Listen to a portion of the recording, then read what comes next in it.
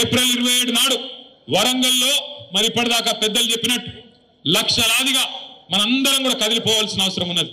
మీకు నియోజకవర్గాల వారీగా పరిశీలకులు అబ్జర్వర్లు స్టేట్ పార్టీ నుంచి వస్తారు. తప్పకుండా అందరం సమిష్టిగా పనిచేయాల్సిన అవసరం ఉన్నది. ఏ నియోజకవర్గానికి ఆ నియోజకవర్గం. ఆనాడు తెలంగాణ సాయుధ పోరాటంలో సుద్దాల హనుమంత్ గారు ఒక పాట రాసిండు. బండెనుక బండి గట్టి 16 బండ్లు గట్టి అని చెప్పి పాట రాసిండు. అట్లే ఏ బండి దొరికితే గా బండి వేసుకొని ఎక్కడోళ్ళు అక్కడ మనం ప్రతి గ్రామం నుంచి టిఆర్ఎస్ కార్యకర్త అనే ప్రతి సోదరుడు ప్రతి సోదరి ఖచ్చితంగా ఏప్రిల్ 27 నాడు ఎట్లా దొరికితే గట్లా ఎండు ఉంది కదా సరటి కూడా బయలుదేరదాం నడవదు. ఎక్కడికక్కడ జామ్ అవుతుంది. ముందే చెప్తున్నా నేను, ఎక్కడికక్కడ జామ్ అవుతుంది. మళ్ళా ఈడికెళ్ళి బయలుదేరి ఆడుకొచ్చి రోడ్డు మీద ఇరుక్కపోయినా సారీ అన్న అంటే కుదరదు.